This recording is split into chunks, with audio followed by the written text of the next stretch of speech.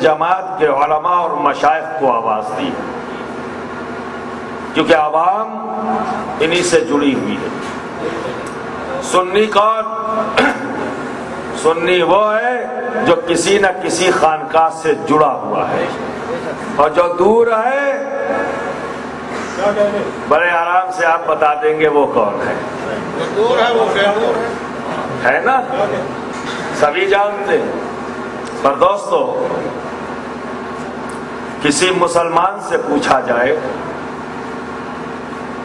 ایک ایسی حقیقت جو آپ کے سامنے پیش کرو، بیوروکریٹس ہیں، I S, I P S, P C S, judiciary, جتنے بھی اس طرح کے ڈپارٹمنٹس ہیں، وہاں نان مسلم کا معاملہ ہو، کسی وقف پراپرٹی کا معاملہ ہو، کسی جلوس کا معاملہ ہو، کسی ریلیجیس فنکشن کا معاملہ ہو، اگر یہ کہا جائے کہ یہ شیعہ کمیونٹی سے تعلق رکھتا ہے تو ایڈمنسٹریشن۔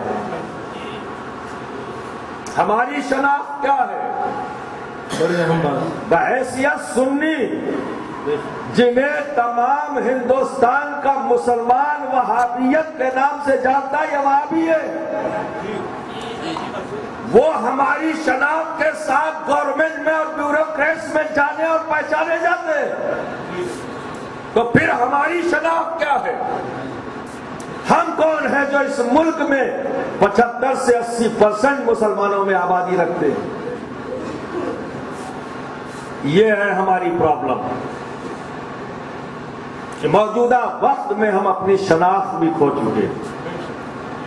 اور اگر یہ کہا، اب یہ تو وہی جانے کہ ایسے الفاظ کو وہ امپورٹ کیوں کرتے ہیں، لیکن دوستوں، اسلامک آتنکواد کے تعلق سے رام جیٹ کا نہیں ہے، کیونکہ کوئی بھی مذہب ہو وہ آتنکواد کی تعلیم نہیں دیتا۔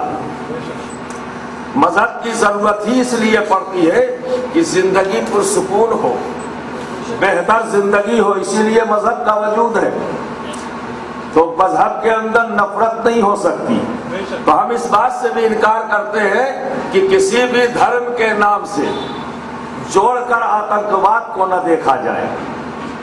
آتنکواد آندولن سے تو تعلق رکھ سکتا ہے، آتنکواد کا تعلق تحریک سے ہو سکتا ہے، اور آتنکواد کا تعلق مذہب سے نہیں ہو سکتا۔ یہ بہت پیاری بات ہے۔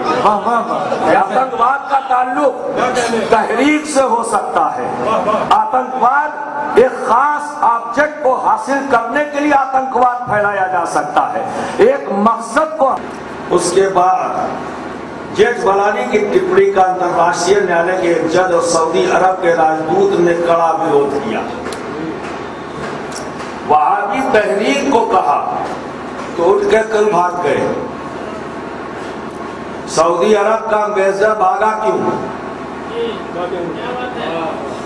کہیں تو ہے دکھتی رکھ پر اپنی رکھ دی، تبھی تو اتنا برا لگا کہ برداشت نہ کر سکے بات ہے، ورنہ بھاگنے کی کیا ضرورت؟ آپ اپنے آپ کو مسلمان کہتے ہیں، اسلام کا فالوور کہتے ہیں، تو کیا آپ کے لیے یہ کیا کم تھا جس نے یہ کہا کہ اسلام کا آتنکواد سے تعلق نہیں؟ اس نے تو یہ کہہ دیا ہے کہ اسلام سے آتنکواد کا کوئی تعلق نہیں۔ اس وقت آپ کو اتنا اچھا نہ لگا جتنا برا لگ گیا وہابی تحریک سے تعلق کہہ دیا۔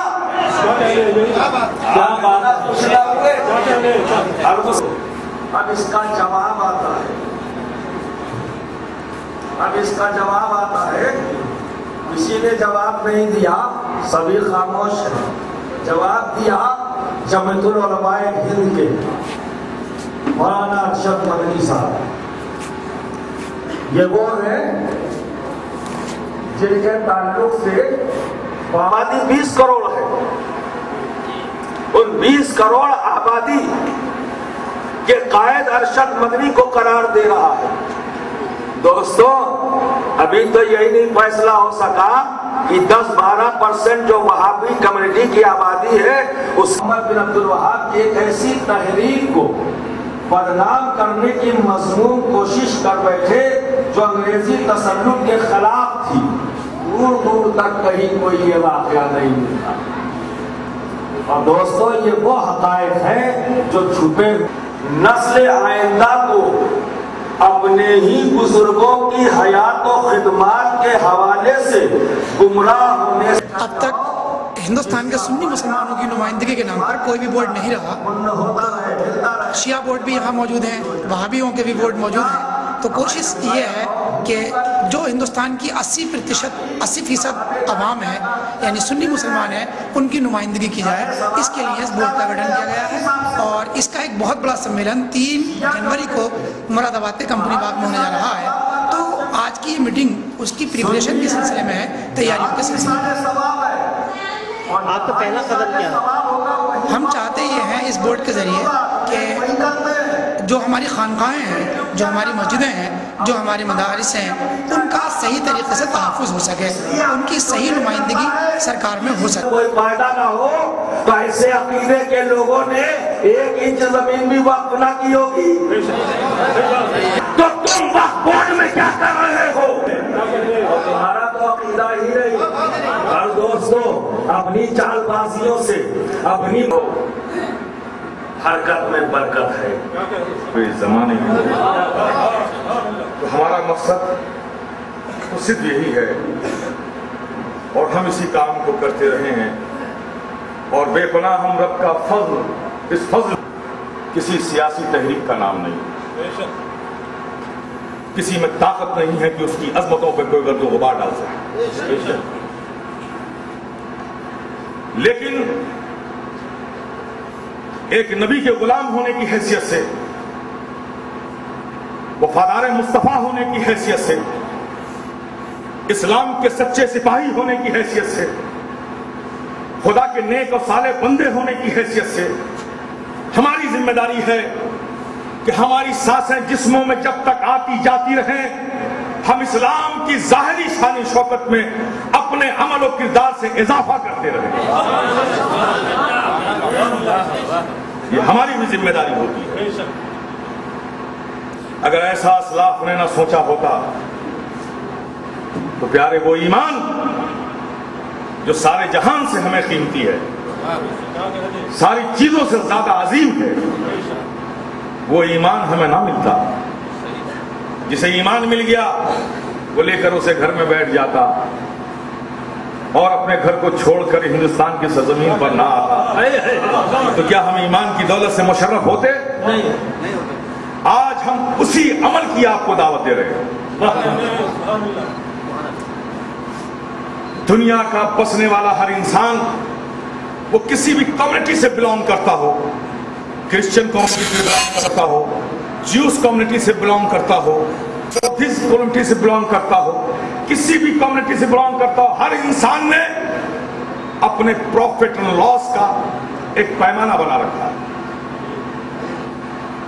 किसी ने अपने फायदे को इख्तिदार के हासिल करने में देखा कि इख्तिदार हमें मिल जाए तो हम फायदे में हैं। किसी ने यह सोचा कि दौलत पर भी पाबंदी लगा दी है।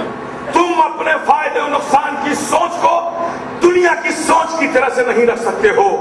अल्लाह तबारक व तआला इरशाद फरमाता है, वल अस्र इन्नल इंसान लफी खुस्रिन इल्ला लल्लज़ीना आमनू व अमिलुस सालिहात। कसम है जमाने की, सारा इंसान घाटे में है। सारा इंसान घाटे में है एक्सेप्ट उसके जो ईमान लाया और जिसने अच्छे अमल किए। अल्लाह तबारक व तआला हमारे फायदे का जो मीज़ान